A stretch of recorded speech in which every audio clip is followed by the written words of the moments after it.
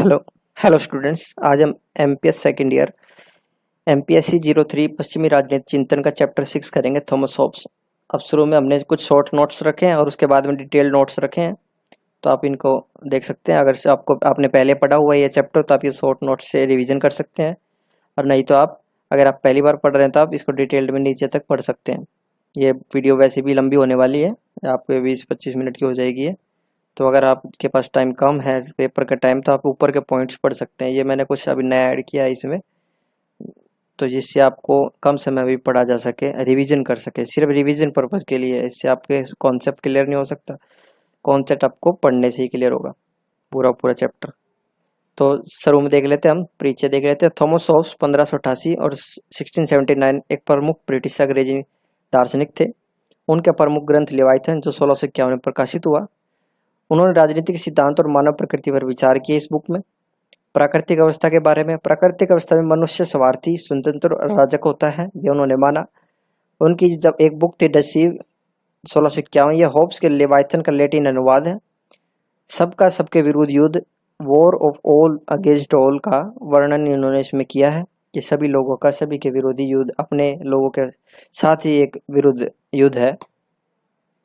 फिर social contracts के बारे में उन्होंने जिक्र किया, सामाजिक अनुबंध सिद्धांत उनका। प्राकृतिक अवस्था से बचने के लिए लोगों ने एक सामाजिक अनुबंध पर सहमति दी।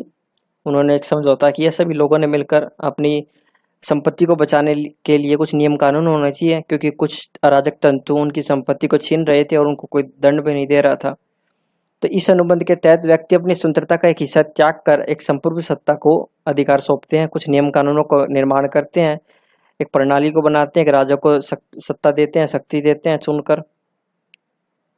संपूर्ण सत्ता का अत्यधिक शक्ति दी जाती है ताकि समाज में शांति और सुरक्षा बनाई जा सके। संपूर्ण सत्ता को कानून बनाने, न्याय प्रदान करने, समाज में अराजक तत्वों को नियंत्रित करने में शक्ति होती है। ये संपूर्ण सत्ता का उनका हुआ है कि इस तरीके से होना चाहिए। सत्ता की प्रकृति हॉब्स के अनुसार संपूर्ण सत्ता को निरंकुश होना चाहिए, यानी बहुत सारी ताकत होनी चाहिए उसके पास, तभी वह समाज में शांति और व्यवस्था बनाए रख सकता है। संपूर्ण सत्ता की शक्ति का दुरुपयोग भी हो सकता है। उनका मानना है अगर ज़्यादा ताकत हम दे रहे हैं और राजा नालायक निकला तो वो दुरुपयोग भी कर सकता है। लेकिन यह प्राकृतिक अवस्था से जो प्राकृतिक अवस्था थी उसमें जो अराजकता फैली हुई थी उससे फिर भी कुछ हद तक ठीक रहेगा। मनुष्य की प्रकृति पर क्या कहा उन्होंने? हॉब्स के अनुसार मनुष्य की स्वाभाविक प्रकृति स्वार्थी, आपसी संघर्ष से भरी होती है। उनको क्रूर, लालची सब कुछ माना है इन्होंने, और मनुष्य की प्रकृति को, मनुष्य के स्वभाव को। प्राकृतिक अवस्था में जीवन कठिन और असुरक्षित होता है, जो संपूर्ण सत्ता के गठन की आवश्यकता को जन्म देता है कि भाई इसकी जरूरत है अब। राजनीतिक विचार, होब्स का मानना था कि बिना एक मजबूत संपूर्ण सत्ता के समाज में स्थिरता नहीं आ सकती। उन्होंने लोकतंत्र या अन्य राजनीतिक व्यवस्थाओं के बजाय एक निरंकुशता की आवश्यक माना, एक राजतंत्र का आवश्यक माना। प्रभाव और आलोचना, होब्स के विचारों ने आधुनिक राजनीतिक सिद्धांत पर गहरा प्रभाव डाला। एक आधुनिक राजनीतिक सिद्धांत की शुरुआत मानी जा सकती है इनके विचारों से। जो आधुनिक राजनीतिक सिद्धांत के विचारक हैं बाद में उन्होंने इनके सिद्धांतों से प्रभावित रहे हैं। वो उनके विचारों की आलोचना की गई, विशेष रूप से सत्ता के अत्यधिक केंद्रीकरण, एक सारी ताकत एक राजा को देना, इसकी आलोचना की गई। और नागरिक स्वतंत्रता की सीमाओं को लेकर इनकी आलोचना की गई कि नागरिक जो कि स्वतंत्रता थी पहले जो प्राकृतिक अवस्था में, अब उसको सीमित कर दिया गया। अब लोगों को उतनी छूट नहीं मिलेगी काम करने की, अब वो कुछ कानूनों से बंधे होंगे। पाश्चात्य राजनीतिक चिंतन के इतिहास में थॉमस हॉब्स एक सर्वाधिक प्रेरणादायक, विवादास्पद और महत्वपूर्ण हस्ती थे। अपने जीवन काल में उनकी नास्तिकता, ईश्वर और धर्म की निंदा के कारण मरणोपरांत भी उनकी स्थिति नहीं बदली। संसद के सदस्य उन्हें घृणा करते थे और चर्च के सदस्य उनका विरोध करते थे। यही नहीं, उनकी प्राकृतिक अवस्था और सामाजिक अनुबंधों की धारणाओं ने राजनीतिक सिद्धांतों और प्रथाओं में क्रांति ला दी थी। इसके शॉर्ट पॉइंट्स हो गए, आप इन शॉर्ट पॉइंट्स को देख सकते हैं अगर आपने पहले इस चैप्टर्स को पढ़ा है, इन कॉन्सेप्ट्स को पढ़ा है। अब देख लेते हैं इसका डिटेल में। थॉमस हॉब्स का जीवन समय। थॉमस हॉब्स का जन्म 5 अप्रैल 1588 को वेस्टपोर्ट इंग्लैंड में हुआ था। उनके पिता थॉमस हॉब्स सीनियर, पहले राजाओं में इनका नाम ऐसे होते थे पहले कि थॉमस हॉब्स सीनियर, फिर उनके अपने बेटे का नाम थॉमस हॉब्स जूनियर टेक देते थे। सीनियर एक चर्च के पादरी थे, लेकिन उनके जीवन में अत्यधिक सक्रिय भूमिका नहीं निभा सके। वह पादरी तो थे, पर उनके पापा थॉमस हॉब्स के जीवन में कुछ ऐसे अहम भूमिका नहीं निभा सके। हॉब्स की मां के बारे में बहुत अधिक जानकारी नहीं है, लेकिन माना जाता है कि हॉब्स का पालन पोषण उनके चाचा फ्रांसिस हॉब्स ने किया था। उनके चाचा ने ही हॉब्स की शिक्षा पर ध्यान रखा और उनके अध्ययन के लिए प्रेरित किया।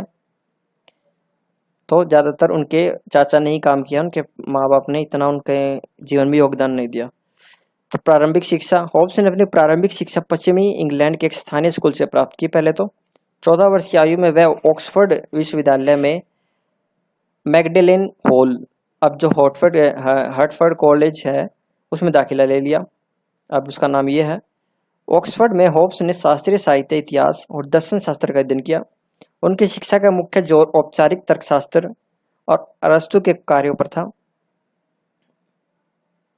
विश्वविद्यालय की शिक्षा, ऑक्सफोर्ड में अपनी शिक्षा पूरी करने के बाद हॉब्स ने 1608 में सर विलियम्स कैवेंडिश के बच्चों को निजी शिक्षा देनी शुरू कर दी। एक वो बन गया, अध्यापक बन गए, वो पढ़ाने लगे वहीं पर बच्चों को।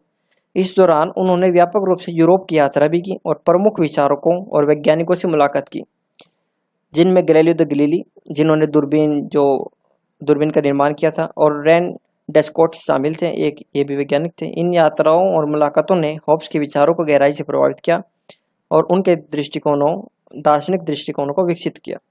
अब किस तरीके से उन्होंने विकसित किया, जो उनके तो गैलीलियो से प्रेरणा लेते हुए उन्होंने यांत्रिक भौतिकवाद के अपने सिद्धांत को विकसित किया। इसके बारे में हम आगे पढ़ेंगे। और डेस्कार्टेस से मिलने पर विचारों ने उनके ज्ञान मीमांसा और भौतिकवाद के दृष्टिकोण को मजबूत किया। अब कुछ किताबें देख लेते हैं इनकी। लेवाइथन जी 1651 प्रकाशित हुई। इस पुस्तक में हॉब्स ने समाज और राज्य की संरचना पर विस्तृत चर्चा की। उन्होंने तर्क दिया कि एक शक्तिशाली शासक लेवाइथन की आवश्यकता है जो समाज में शांति और सुरक्षा बनाए रख सके। फिर आते द एलिमेंट्स ऑफ लॉ 1640 में प्रकाशित। इसमें बहुत सारी और भी किताबें हैं इनकी, जिनके बाद में अनुयायियों ने, इनके चेले चपाटों ने, इनके जो प्रशंसक हैं उन्होंने लिखी होगी, तो वे भी किताबें हैं, आप इनको गूगल पर सर्च कर सकते हैं। पर प्रमुख जो किताबें हैं वो ये इस प्रकार हैं। द एलिमेंट्स में उन्होंने 1640 में प्रकाशित हुई। इस पुस्तक में हॉब्स ने मानव प्रकृति और समाज की अवधारणाओं पर अपने विचार व्यक्त किए। फिर आते द सिव 1642। एक द सिव वो थी जो लेवाइथन की जो अनुवाद था लैटिन भाषा का। एक ही ये द सिव है, 1642 में प्रकाशित हुई थी। इसमें हॉब्स ने नागरिक कानून और सरकार के सिद्धांतों पर चर्चा की, या कह सके तो क्या भी सेम भी हो सकती है, क्योंकि इस टाइम इसका लैटिन में अनुवाद किया गया हो। बेहेमत 1668 में प्रकाशित हुई थी। इसमें इंग्लैंड के गृह युद्ध और उसके राजनीतिक प्रभाव को विश्लेषण किया गया था। इंग्लैंड में जो गृह युद्ध चल रहा था, संघर्ष चल रहा था, आंतरिक संघर्ष, तो उसको भी हॉब्स ने अपनी आंखों से देखा है और उसे हमने किताबों में, इसमें बेहेमत किताब में लिखा है। आप देख लेते हैं हॉब्स के विचार को 4 प्रमुख तत्वों के द्वारा समझे जा सकते हैं। तो उनका यांत्रिक भौतिकवाद, मैकेनिकल मटेरियलिज्म। हॉब्स का मानना है कि ब्रह्मांड एक विशाल मशीन की तरह है और हर घटना और वस्तु भौतिक नियमों के अधीन होती है। उनके दृष्टिकोण प्रकृति और मानव व्यवहार की वैज्ञानिक दृष्टिकोण से समझाने का प्रयास करता है। उदाहरण के लिए स्वाभाविक प्रक्रिया, जैसे न्यूटन की गति का नियम, जो बताते हैं कि किसी भी वस्तु की गति और दिशा केवल बलों के परिणाम स्वरूप बदलती है। हॉब्स ने इसी तरह सोचा कि मानव व्यवहार भी बाहरी और आंतरिक बलों का परिणाम होता है, कि मानव कोई भी हरकत करता है तो उसका कोई ना कोई बाहरी फोर्स यानी बाहरी किसी कार्य के कारण होती है, या आंतरिक बलों या घर के द्वारा किसी प्रेशर के कारण उसका व्यवहार बदलता है। मनुष्य का व्यवहार किसी व्यक्ति का किसी चुनौतीपूर्ण स्थिति में लड़ना या भागना, या उसके आंतरिक और बाहरी बलों जैसे डर, साहस और परिस्थितियों का परिणाम होता है। आंतरिक का कहना है कि उसके अंदर के जो हाव भाव हैं, जो फील कर रहा है, वो आंतरिक बल तो वो होते हैं, बाहरी किसी व्यक्ति के द्वारा उसको फोर्स करना। फिर आता है उनका एक नामवाद, नॉमिनलिज्म, एक उनका एक ये सिद्धांत है जो उन्होंने दिया। हॉब्स ने तर्क दिया कि सार्वभौमिक सत्ताएं वास्तविकता में मौजूद नहीं होती, केवल नाम और शब्दों के रूप में होती हैं। इसका अर्थ है कि हमारे द्वारा उपयोग किए जाने वाले शब्द केवल हमारी समझ को सरल बनाने के लिए होते हैं, वास्तविकता में उनकी कोई स्वतंत्र सत्ता नहीं होती। इसे न्याय की अवधारणा, जब हम न्याय की बात करते हैं तो यह केवल एक शब्द है जिसे हम विभिन्न न्यायिक प्रक्रियाओं और परिणामों के लिए उपयोग करते हैं। न्याय वास्तविकता में कोई वस्तु नहीं है, बल्कि यह एक अवधारणा है जो हमारे विचार में मौजूद है। देशभक्ति की अवधारणा। देशभक्ति एक भावना है, लेकिन इसे किसी वस्तु या ठोस रूप में नहीं देखा जा सकता। ये नामवत का एक उदाहरण है। ऐसे शब्दों की अपनी एक स्वतंत्र सत्ता नहीं होती।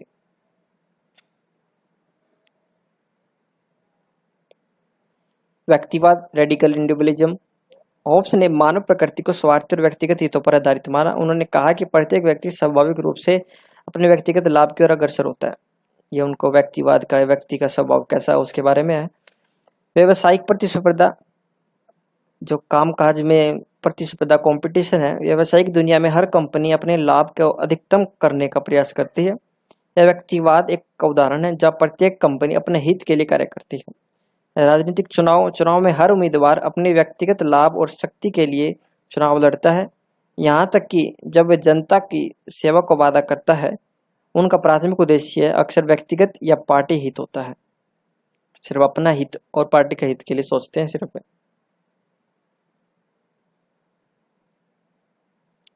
फिर आता है मनोवैज्ञानिक अहमवाद, साइकोलॉजिकल इगोइज्म। होब्स के अनुसार सभी मानव क्रियाएं स्वार्थ और व्यक्तिगत लाभ के लिए प्रेरित होती हैं। उन्होंने तर्क दिया कि लोग अपने हितों की पूर्ति के लिए हर संभव प्रयास करते हैं, चाहे वह सामाजिक हो, राजनीतिक हो या व्यक्तिगत हो। उदाहरण के लिए दान करना। किसी व्यक्ति का दान करना भी उसके मनोवैज्ञानिक अहमवाद का परिणाम हो सकता है। भले ही वह दूसरों की मदद कर रहा हो, वह ऐसा करके अपने आत्मसम्मान, समाज में अपनी छवि और आंतरिक संतुष्टि की पूर्ति कर रहा होता है। सामाजिक कार्यकर्ता भी अपने स्वार्थ की पूर्ति के लिए काम कर सकते हैं, जिससे कि उन्हें समाज में प्रतिष्ठा मिलना या व्यक्तिगत संतुष्टि प्राप्त करना।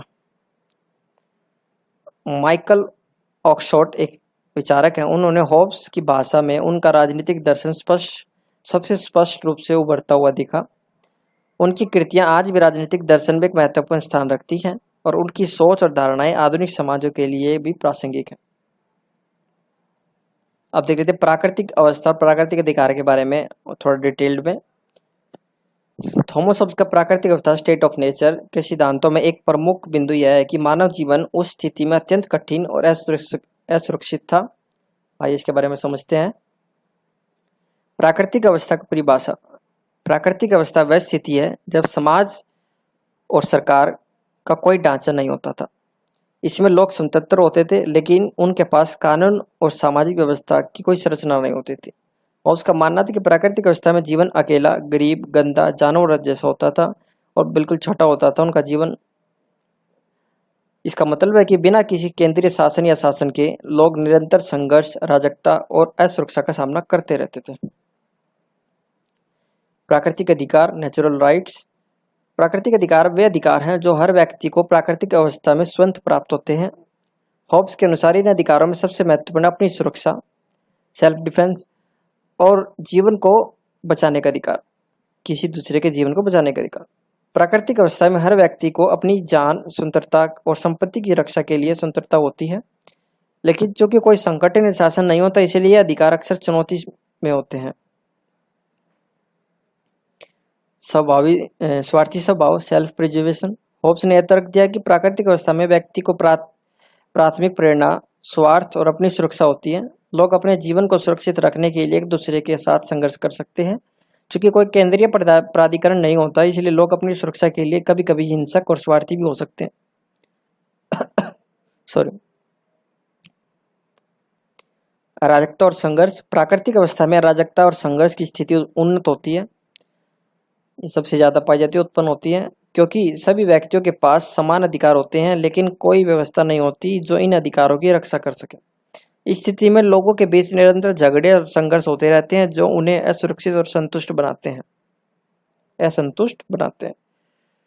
सामाजिक अनुबंध, सोशल कॉन्ट्रैक्ट्स की आवश्यकता। होब्स के अनुसार प्राकृतिक अवस्था की कठिनाइयों और असुरक्षा से बचने के लिए लोग एक सामाजिक अनुबंध, सोशल कॉन्ट्रैक्ट्स पर सहमत हो सकते हैं। इस अनुबंध के तहत लोग अपनी स्वतंत्रता को एक शासक या सरकार के प्रति समर्पित कर देते हैं, जो उनकी सुरक्षा और कानून व्यवस्था का जिम्मा उठाता है। इसके बदले में शासक के आदेशों का पालन करते हैं और शांति बनाए रखते हैं। ये शर्त है उसकी, सामाजिक अनुबंध की। प्राकृतिक नियम और सामाजिक अनुबंध। थॉमस हॉब्स के राजनीतिक विचारों में प्राकृतिक नियम, लॉ ऑफ नेचर और सामाजिक अनुबंध, सोशल कॉन्ट्रैक्ट्स की अवधारणाएं महत्वपूर्ण भूमिका निभाती हैं। अब प्राकृतिक नियम देख लेते हैं। प्राकृतिक नियम, हॉब्स के अनुसार प्राकृतिक नियम वे नैतिक और न्यायिक नियम हैं जो लोगों को अपनी सुरक्षा और शांतिपूर्ण सह अस्तित्व के लिए पालन करने चाहिए। ये नियम स्वाभाविक रूप से मानव मन की समझ में आते हैं, जो मानव के अंदर ही रहते हैं। उनका उनकी समझ एक नैतिक समझ होती है उनकी कि हाँ भाई ये ठीक है, ये गलत है, समझ में आते हैं और बिना किसी शासक के भी समाज में व्याप्त होते हैं। किसी को बताने की जरूरत नहीं, पर सभी लोगों को पता होते हैं कि क्या गलत है क्या ठीक है। प्राकृतिक नियम की प्रमुख बातें: संरक्षण का अधिकार, प्रत्येक व्यक्ति को अपनी जान और संपत्ति की रक्षा का अधिकार है। होब्स ने इसे सबसे महत्वपूर्ण प्राकृतिक नियम माना। सामाजिक अनुबंध की आवश्यकता, यह मान्यता कि प्राकृतिक व्यवस्था में असुरक्षा और अराजकता से बचने के लिए लोगों को एक सामाजिक अनुबंध पर सहमत होना चाहिए। सह अस्तित्व, लोग एक दूसरे के साथ शांति और सहयोग के लिए सहमत होंगे ताकि सभी की सुरक्षा सुनिश्चित हो सके।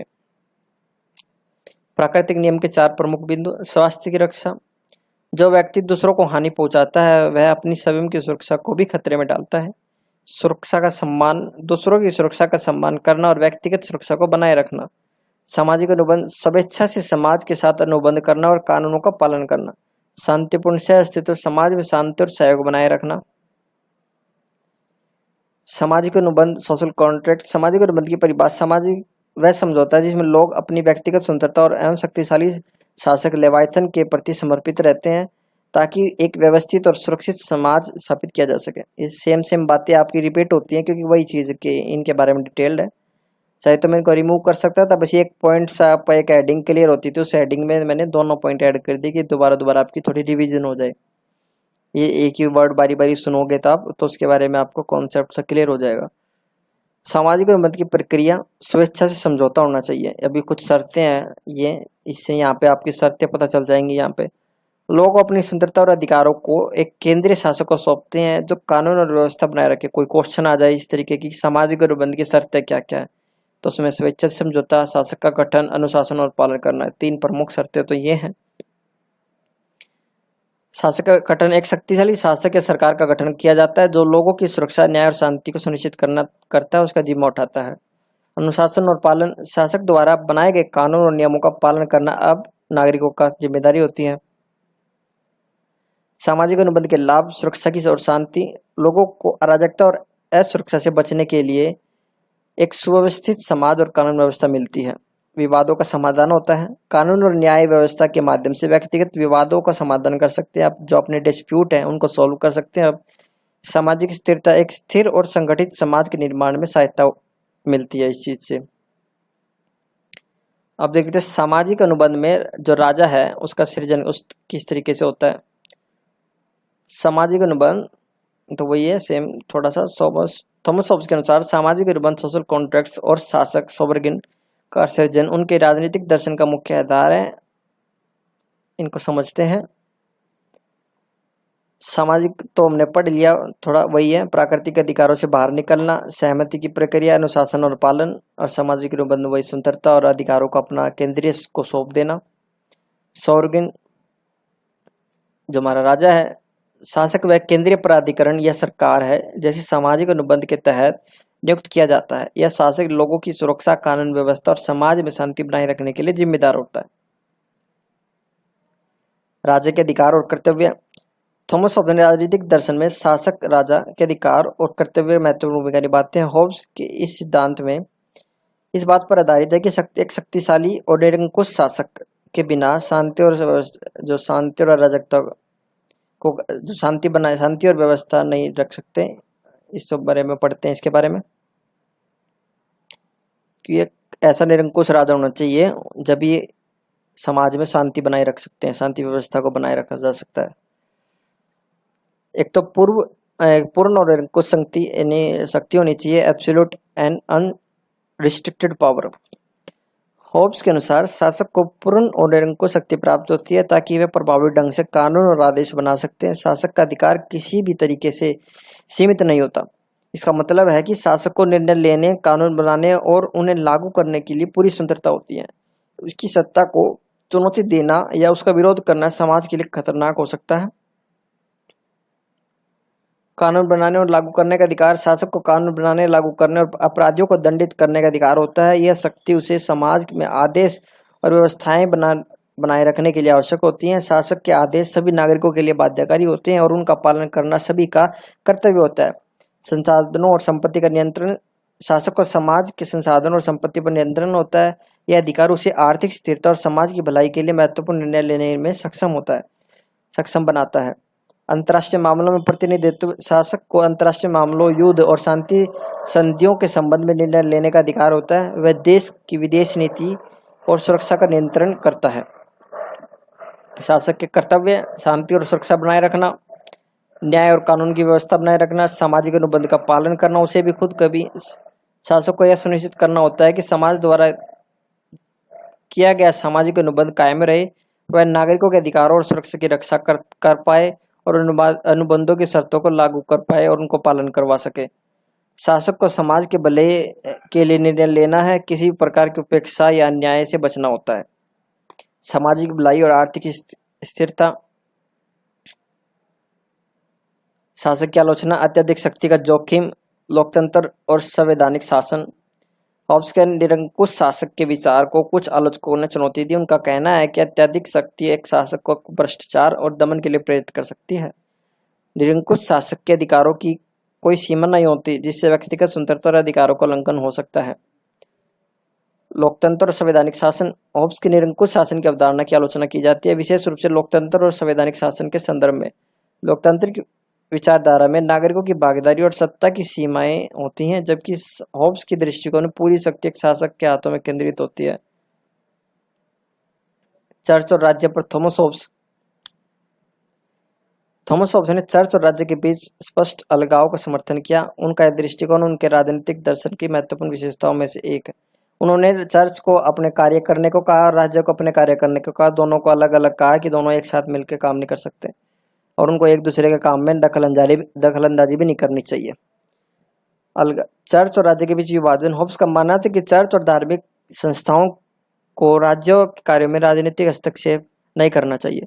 उनके अनुसार धार्मिक संस्थाएं और शासक अलग अलग कार्य क्षेत्रों में काम करना चाहिए। हॉब्स के अनुसार राज्य की जिम्मेदारी समाज की सुरक्षा, कानून व्यवस्था बनाए रखना, जबकि धार्मिक संस्थाओं का कार्य धार्मिक संस्थाओं और उपासना तक सीमित होना चाहिए।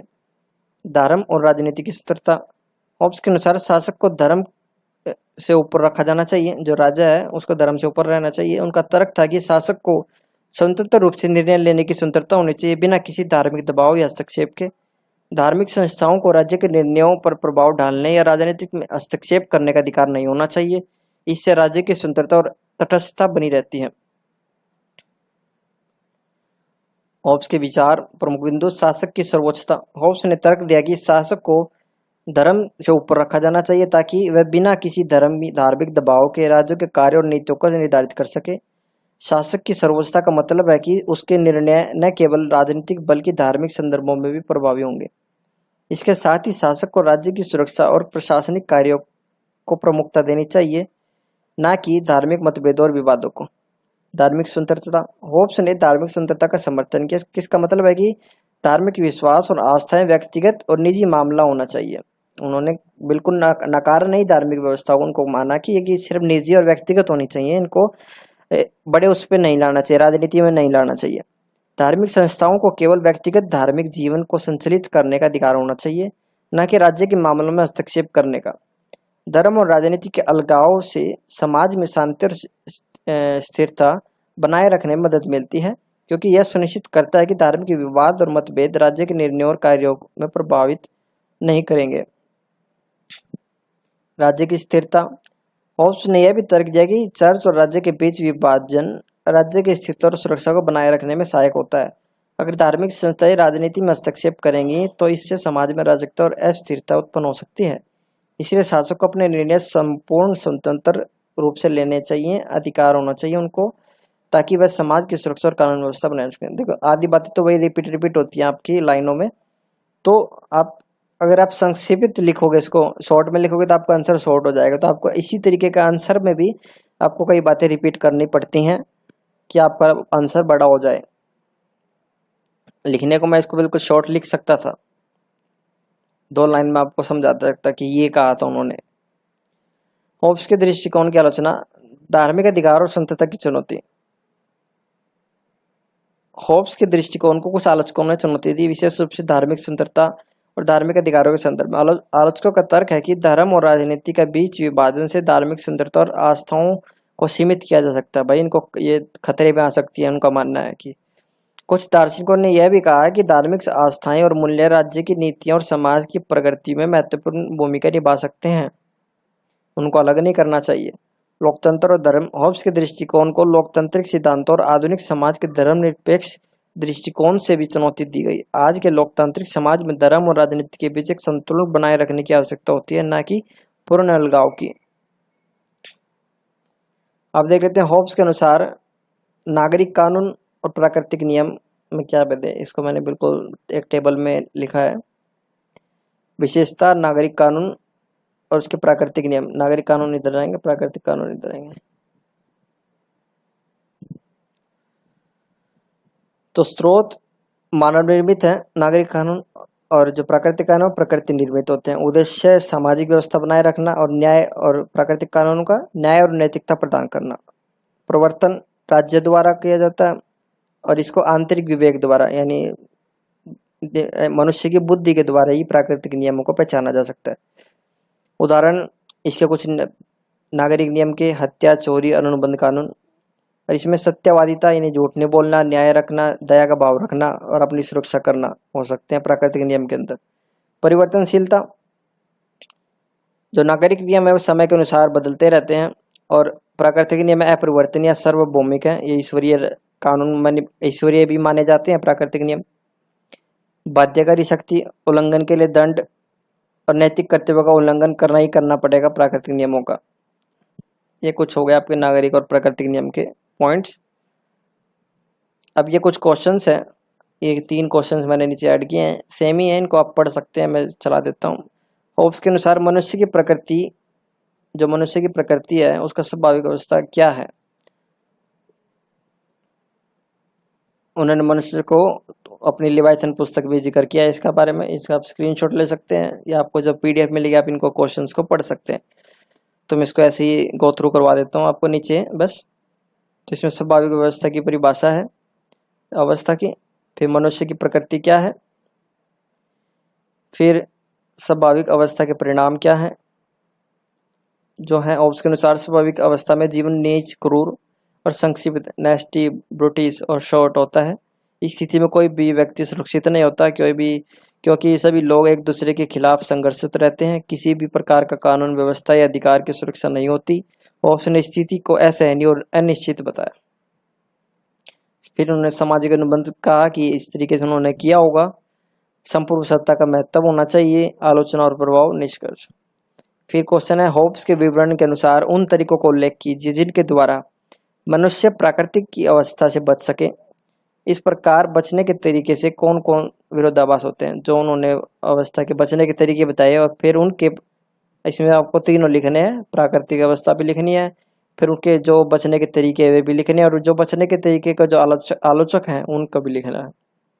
किस प्रकार, पहले थोड़ा सा हमारे स्टेट ऑफ नेचर के बारे में बताना है मनुष्य के, फिर स्वाभाविक अवस्था से बचने के तरीके इस प्रकार हैं, विवरण और लाभ बताने हैं, और फिर सामाजिक अनुबंध, संपूर्ण सत्ता की स्थापना, कानून और न्याय प्रणाली का निर्माण, फिर उसके विरोधाभास, इन चीज के किस तरीके से आलोचना की गई है इन चीजों की। स्वतंत्रता और सुरक्षा का संघर्ष, विरोधाभास, इसमें स्वतंत्रता और सुरक्षा के बीच संघर्ष उत्पन्न होता है। लोग अपनी स्वतंत्रता खोने की चिंता करते हैं जबकि उन्हें सुरक्षा की आवश्यकता होती है। और लास्ट में निष्कर्ष। फिर एक लास्ट क्वेश्चन है, क्या आप सोचते हैं कि होब्स ने राजा की सत्ता पर जो बल दिया है वह पूर्ण है? निरंकुश शासन के पक्ष में युक्ति थी? यदि हाँ तो आप क्या? तो इसमें हाँ है कि उस समय के काल में जो अराजकता देखी गई थी, जो आंतरिक संघर्ष देखा था इंग्लैंड में उसने, तो उसके खिलाफ उसने लिखा था। क्योंकि होब्स का मानना था कि मानव स्वभाव स्वार्थी और संघर्षशील है। मानव के स्वभाव को इस तरीके से ही मानता था कि उसको प्राकृतिक अवस्था में रहना नहीं है, उसको प्राकृतिक अवस्था बनी रहेगी तो अराजकता और असुरक्षा का माहौल बना रहेगा। उन्होंने तर्क दिया कि शांति और सुरक्षा सुनिश्चित करने के लिए एक अत्यधिक शक्तिशाली और केंद्रित संपूर्ण सत्ता की आवश्यकता होती है, जो निरंकुश शासन का समर्थन करता है। उनका विश्वास था कि केवल एक निरंकुश संप्रभु ही समाज में कानून और व्यवस्था को स्थापित कर सकता है और सभी व्यक्तियों की सुरक्षा की गारंटी दे सकता है। क्योंकि इंग्लैंड में राजतंत्रीय प्रणाली चलती आई है, वहाँ पर अभी भी रानी है जैसे, तो उस तरीके की वहाँ पर चलता है। होब्स भी इंग्लैंड का रहने वाला था। तो स्वाभाविक व्यवस्था की अवधारणा सत्ता का केंद्रीकरण, विरोधी अधिकारों का दमन, स्वतंत्रता का त्याग, नियंत्रण और आदेश, लास्ट में निष्कर्ष। तो ये आपका चैप्टर होगा थॉमस हॉब्स। अगर आपको इसकी एक्सप्लेनेशन अच्छी लगी हो तो लाइक करना वीडियो को, और आप इसको किसी ग्रुप में शेयर कर सकते हैं, शेयर कीजिए और चैनल को सब्सक्राइब कीजिए अगर आपने अभी तक सब्सक्राइब नहीं किया, और कमेंट कीजिए। कमेंट करके आप बता सकते हैं और क्या मैं इम्प्रूव कर सकता हूँ इन नोट्स में, या जो ज़्यादा लेंदी हो रहे हो तो इनको शॉर्ट में भी कर सकता हूँ, मैं शॉर्ट भी लिख सकता हूँ आपके लिए। बाद में जब एग्ज़ाम हो गया, आप जो एग्ज़ाम में मैं आंसर टॉप 20 आंसर्स की वीडियो बनाऊंगा, उसमें आपको लेंदी आंसर्स दे दूंगा इनके। पर उसके लिए आपको पहले किताब पढ़नी होगी, तभी आप उन शॉर्ट नोट्स को समझ सकते हैं। इसीलिए मैं लेंदी लिख रहा हूँ, क्योंकि अभी आप किताब पढ़ना भी नहीं शुरू की होगी आपने, इसलिए मैंने सोचा थोड़ा इनको अभी डिटेल्ड में लिखता हूँ। तो अगर कोई डिटेल में पढ़ना चाहे तो डिटेल में पढ़ सकता है यहीं से, किताबों की फ़ीस उन्हें भरनी ना पड़े, तो इसलिए मैंने नहीं यह बनाए थे इस तरीके से। तो अगर आपने यहाँ तक देखी है तो उसके लिए thanks for watching, good bye.